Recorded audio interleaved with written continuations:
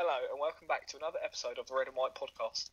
We'll be discussing the thumping win over Sunderland at the Stadium of Light on Saturday and having our say on the game and what we can really take from it. So joining me today we have Rob. Hello. Jamie. Hello. Stu. Hello. Rhys. Hello. Aydin. Hello. And we'll be breaking down the match and sort of reminiscing over what was a superb win. So Rob, only one place to start and that's with Manolo Gabbiadini. What did you make of his performance? Well, I thought he was absolutely fantastic, We all predicted big things from him coming in and got off that flying start at West Ham. Good little start at home and then obviously picked up away from home now. So turns out he's got more goals away from home than he has at home. Yeah, first goal you could say was a little bit fluky, but, he had to be in there. He had to make that run. The ball wouldn't have just gone in without him being there. It put Coney under pressure. But the second goal, my word. I mean, that is what the bloke's about, isn't it? What an absolute turn that was. Absolute rocket. He's just incredible. Absolutely brilliant. Yeah, I agree. I think that, as you said with the first goal, although it might have been considered a little bit lucky, it was his movement that managed to get him in between the two centre-backs and got him in the position, and credit to Bertrand for an excellent cross in. Yeah, that was fantastic. Yep. Jamie, Gabbiadini, as Rob said, has got 3 goals in 2 games now, so he's already in good form. And he linked up very well with Dusan Tadic, I thought. What did you make of their partnership on the day? As I put onto it yesterday, it sort of reminded me of him and Graziano again. I feel like he's missed having someone like that up front, and yesterday just reminded me of how them two used to link up when Pella was here. So, yeah, it was good to see him actually have someone like Graziano up front again. Yeah, exactly, I agree. I think, as you said, it looked as though he'd found his new Graziano in Gabbiadini. Do you think that Tadic should continue through the middle? Yeah, well, like I said, he said on BBC Radio Centre yesterday that was his best position to be in. So I think he should continue where he's best, and he showed that yesterday how quality is in that position. Yeah, I agree. I think he does look to be a lot better when he's playing through the middle, and he's able to use his vision and his creativity to better use than when he is out wide. And Puel did allude to that in his post-match interview. Okay, so Stu, Gabbiadini obviously took the headlines for what was a fantastic performance, but I actually thought Shane Long came on and played very, very well. And perhaps he deserved to start, as he maybe should have done against West Ham. Do you think that Claude Puel was right to drop Long? But if not, where would you have used him? Because obviously we played with a 4-2-3-1 yesterday, as opposed to our normal 4-3-3. It was harsh to drop Long. However, with Gabbiadini coming in and also getting a really, really good goal against West Ham last week, it probably was the right decision. Although I do think it was quite harsh, and Long's best position is where probably Gabbiadini is actually playing. So I probably would have thought, I do think that is the right decision to drop Long and Gabbiadini in. Yeah, I think that's probably right. I mean, it's very, very difficult where we don't play with 2 strikers, because obviously Long's now got 4 goals in his last 7 games after his goal yesterday at Sunderland. You can't really normally justify dropping him unless there is someone in better form. But there you go, Gabbiadini is, and we're pretty lucky with the amount of striking options we've got now. So, Rhys, although the decision to keep Long out of the lineup for the second weekend in a row was somewhat debatable, I actually thought that Claude Puel on the day got it tactically spot on. What do you think of it? How did you think of the tactics on the day? For one, we can actually say something positive about his tactics. I think for the first time in a very, very, very, very, very long time, we got everything spot on. Even the substitutes, bringing Long on. He got 1, but he could have got 2. And the way Gabbiadini plays as well, I can't really compare him to another player that I've really seen before. He's a big man, but he can turn. He's got a low centre of gravity, but he's like, quote me if I'm wrong, but he's 6'1", isn't he? Yeah. Is he 6'1"? And he can turn anyone by the looks of it. Like he turned in a way that Coney didn't even expect him to go. That's how we got the goal. He's fantastic. Yeah. He looks really good for us. And yeah, the tactics were spot on. Yeah, I think what you're saying about Gabbiadini is right. I find him incomparable as well. Because although, as we've already said, he's 6'1", I don't actually think he's particularly strong, yet there's something about him that he can hold on to the ball for quite a while. And, he can really shield the ball and bring others into the game. And also, I don't think he's particularly quick, yet his movement takes him away from defenders. And I think that we're in for a really, really good time with Gabbiadini. So, Aydin, we switched from the 4-3-3, which has been quite boring to watch, really, as of late, into the 4-2-3-1, which is a more natural formation for the players and how they sort of suit. And I think that it really got the best out of them. Do you think we should continue with this formation, or do you reckon that we should maybe experiment with a couple of other things? To be honest, I think the 4-2-3-1 suits us perfectly. It worked really well under Koeman. It worked really well under Pochettino. Well, you couldn't fault it yesterday, could you? No. You know, I can't remember that we played any bad game playing 4-2-3-1. Not that springs to mind. And I think the 5 in midfield when defending, and then the 4 attacking with a midfield, the holding midfielder pushing on, as well as the fullbacks. It just Sunderland couldn't cope, and it worked perfectly. Yeah, I agree. I think that really our formation countered theirs very, very well, and I do hope it is, it's not a one-off thing, because the way Sunderland played with the 5 at the back or the 3 central defenders, it left a lot of space down the flanks, and I think that's why Bertrand and Cedric did have a lot of joy on the day. So, Rob, we've touched upon Gabbiadini and Long, but up at the other end of the pitch, I actually thought that Jack Stevens had a superb game, and he dealt with Jermaine Defoe extremely well. How do you think he fared against Sunderland, and would he start against United for you in the EFL Cup final? Well, obviously this was the game before the EFL Cup final, so potentially why the lads played so well is because they were trying to stake a claim in that Cup final team. I thought, obviously, Defoe being up front, I know Stephen Gerrard said about if they didn't have Defoe, they'd be a championship side, so obviously it's so obvious that he was our main threat. We had to really hone in on him yesterday, but again, Yoshida and Stevens both back to that Liverpool game in the Cup, they seemed to be really comfortable over, so it was just good. Going back to the second question, I don't see no reason why Stevens won't start in the Cup final now. I mean, we're all seeing that this Caceres deal's getting later and later, and obviously his first game can't be at Wembley due to many reasons. I think it's a good possibility that he'll start. Yeah, exactly. You're all right. I think that Stevens and Yoshida were both very, very good on the day, but I think something that annoys me a little bit, and whether that be a fault of their own or not, I'm not so sure, is consistency. Because, as you said, they both had superb games at Liverpool, but then against Swansea and West Ham, they look like their opposition striker had the beating of them every single time. Yep, exactly. And you come over to Sunderland, and literally Jack Stevens is actually sat there laughing at Defoe. And you just think, how's this working then? But, yeah, as you said, it does look as though those two will be the partnership at Wembley, and Caceres, he'll obviously be eligible to play, but I can't see him being anywhere near fit enough already. I mean, I really do think the Cup final was an incentive for the lads yesterday to really try and stake their claim. I mean, they shouldn't need something like that to play well. I mean, they should be like it every week. But again, you alluded to it with the consistency. Let's just hope Stevens can keep up that level, and we might just have a defender on our hands. Yeah, exactly. You're right. And why wouldn't you be motivated? Because historic game in prospect in 14 days. So, Stu, just how much confidence will the squad and even the manager take from that game going into the game against United at Wembley? Massive. Goes without saying, a week ago we were relegation fodder from what we were talking about. This week it's some unreal one good win, and having a new striker in, it's just changed everyone's persona on Saints and how we're looking at the squad.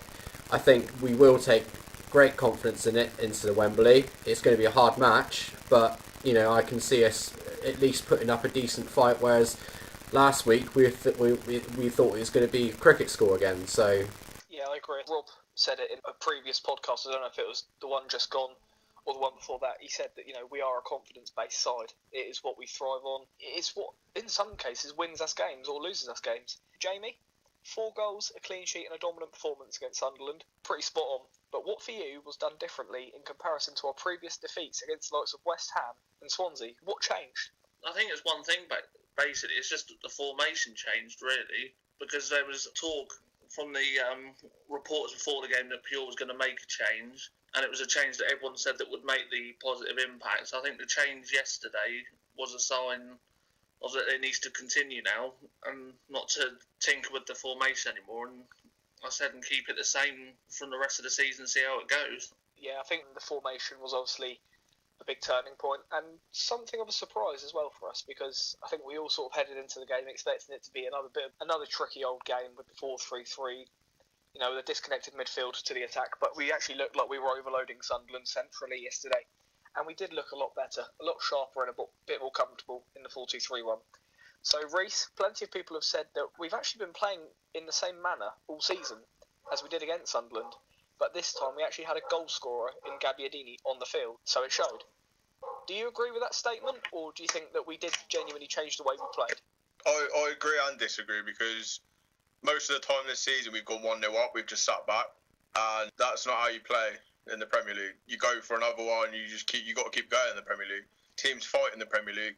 West Ham, they're not really in a relegation battle now, but if they lose a couple of games, they'll be in that. So everyone in that sort of heart of the table are fighting. That's why if you go 1-0 up against a team like Swansea, West Ham, Sunderland, you can't sit back on that. You have to keep attacking. And I think the formation change helped that because, Tadic behind Gabbiadini up front, getting a lot more chances yesterday. And with Gabbiadini up front, it obviously helps because he's quite a clinical little striker, to be fair. And I think he's probably going to be our best signing in quite a while, hopefully. Yeah, that's interesting. I think that, as you said, we have been sitting back recently when we've gone a goal up. And that for me has been one of the most frustrating things because, as you said, in this league, teams are going to come at you. And if you invite the pressure on, not a lot of teams can handle it. And I don't like the idea of parking the bus. So, yeah, I do agree with you on that. Aydin, we're now in 11th place, 10 points adrift the relegation zone. And although it's unlikely we'd find ourselves down at the bottom come the end of the season anyway, do you think that win has cut out all chance of us going down? And, do you think that we are now safe? It's hard to say. I mean, I wouldn't rule it out particularly because I'm going to put pen to paper and say we've only picked up 6 points in the league out of the last possible 30. That is really disarming. We got the formation right yesterday. We've got the goals. We've got the clean sheet. We can see to hope the lads can kick on. I'd like us not to be dragged that close to it again, and hopefully push on and at least make the top half. But it's football; you never know. Yeah, it is an interesting one this year, and I think that now that we are 10 points adrift, all chance of us going down, for me personally, have been eliminated. Yesterday was a 6-pointer for us, and I'm grateful that we've done it, but I'm also grateful that we've done it convincingly. We've not scored 4 goals in a game all season, I don't think, and to win it away and in such convincing fashion, I am really, really happy. So, Rob, just how important will this game be for our season, and do you think this is now the turning point for us to really kick on in the last 13 Premier League games, along with the Cup final, to hit some form? Well, I think it was a very important win, as you just previously just said about it being a 6-pointer. If we'd have lost that, or even drew, we all know before you can soon find yourself in it. But I've said this before and I'll say it again, we cannot get carried away. They're bottom of the league, and yes, it was a good win, but come on, we should be expecting to win these sort of games. We shouldn't have been predicting us to lose that before, but that's just the situation we found ourselves in this year. So for me, good building block, 1 win. We said the same after Bournemouth away. We said the same after Leicester at home. We said, brilliant, that's the starting block, let's build on it. And we didn't. We didn't build on it. So, forgive me for being a bit pessimistic, but, good win. Credit to the lads. Let's see if we can move on. But it hasn't happened so far this season. Yeah, I agree with you. I think that, again, as we've said, consistency. That is the name of the game, and that's what we need to keep up. For me, this win doesn't really mean a lot if, say, Sunderland and Hull go and win in our next match day in which we're featured in, and we go and lose to Watford. We're back at exactly the same situation, and then there's 12 games to go, and it's a little bit nervy again. So consistency is obviously needed, but now the boys have got 15-day break to reminisce over that win and to look on to Wembley. And I think that perhaps, winning by such a margin will give everyone a bit of confidence, and I hope that it's lifted the place, and I hope it's kick-starting our season again. So, Jamie, we've touched on the 4-2-3-1 making its return, and it featured Stephen Davis and Oriol Romeu in the holding midfield. So, would you like to see this midfield pairing have a solid run of games in this team and in this formation? Or do you think that perhaps the 3 central midfielders that we were using in either the Diamond or the 4-3-3 offers that bit more protection defensively? Well, I've always been a fan of Stephen Davis and Romeu anyway, and Romeu's really become a real solid midfielder since Wanyama's left. So I think we should try and keep the squad the same instead of changing at the time, and then we might see the form continuing rather than swapping it every time. So maybe if we keep them together, they'll get a better partnership and they're able to build for the rest of the season. Yeah, you're right. I think that, again, this is something that we've all spoke about off of the podcast.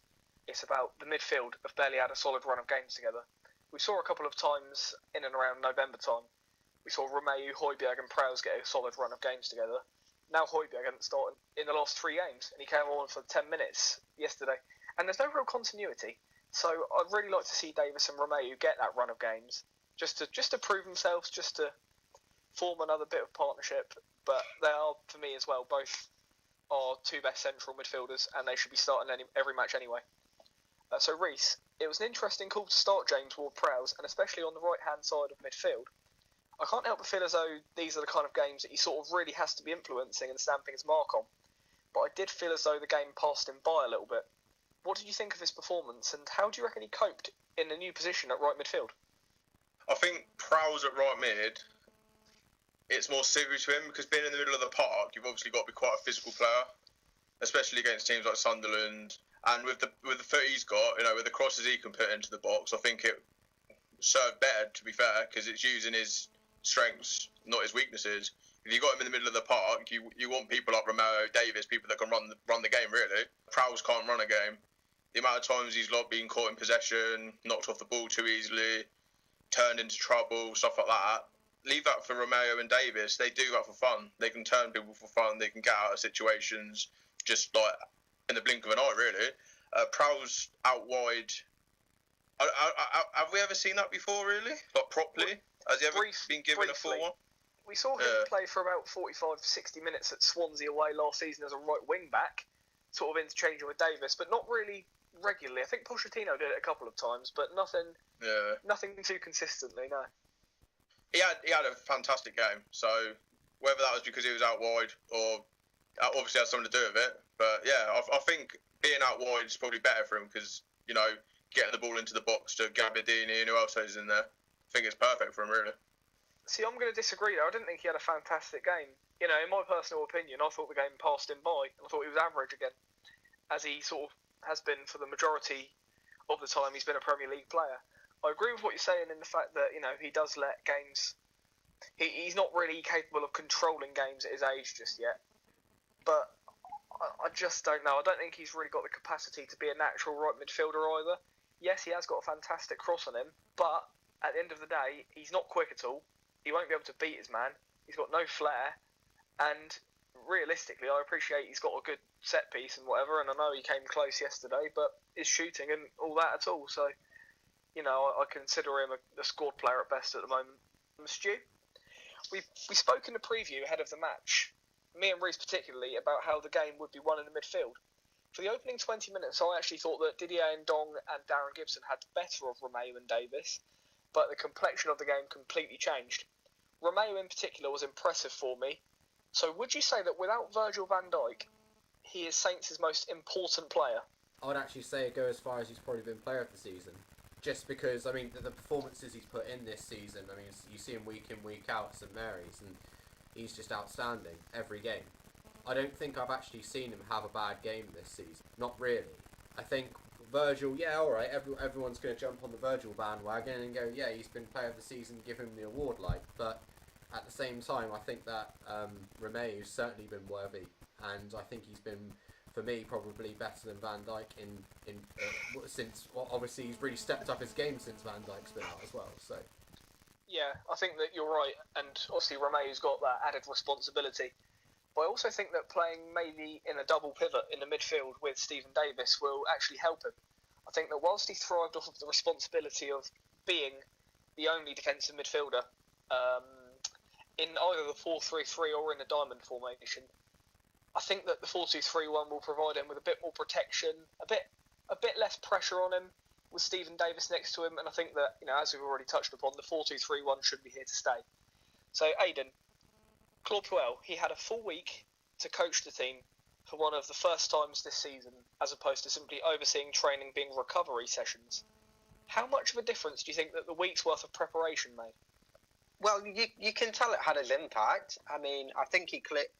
He must have picked up that something wasn't going right, and I think the players had picked it up as well, because given our run of form, I think he took a risk yesterday. He took a risk, tried something that he wasn't familiar with, that his players were more familiar with, and it worked for him. And I think the fact that the whole week does help. But in today's day and age, you've got top clubs like Man United, Liverpool, City, Arsenal, Chelsea, who play midweek games season after season, and their players seem to cope with it fine. And if we want to be up there and we're signing players like Romeu from Chelsea and Bertrand from Chelsea, who have been in squads where they've done that, I don't think the midweek fixtures should have really trouble them that much. Yeah, that's interesting. I think that there is a case of that, but it was obviously a hectic first half of the season for us, but hopefully now we can push on. So credit to Claude Puel for yesterday, but now it's time to do it consistently. So, all interesting points made. So I'll round off the review of Saints' 4-0 win at Sunderland by asking you all who your man of the match was on the day. So I'll start with Rob. Who was your man of the match? Well, for me, after his 2 goals, I can't look anywhere else but Gabbiadini again. Jamie? Yeah, I agree with Rob. Gabbiadini for me as well. Stu? It's between Gabbiadini and Bertrand, but I'm going to go for Gabbiadini. Rhys? See, for me, it's between Gabbiadini and Tadic, but it has to be Gabbiadini. It has to be. Aydin? I think it would be very, very harsh not to give it to Gabbiadini, even though I think quite a few players had a good game yesterday. Okay, so as expected, the general consensus is that Manolo Gabbiadini was the man of the match. And to be fair, I'd say it's quite a hard one. I think that Ryan Bertrand, Dusan Tadic and Jack Stevens all deserve honourable mentions. But for me, it'd have to be either Gabbiadini or Oriol Romeu. I thought that Gabbiadini throughout really did pose a threat to Sunderland.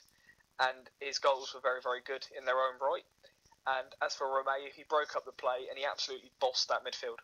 So thank you all very much for listening to our 4th episode on the Red and White podcast. As you can see now, we've moved over to YouTube instead of SoundCloud.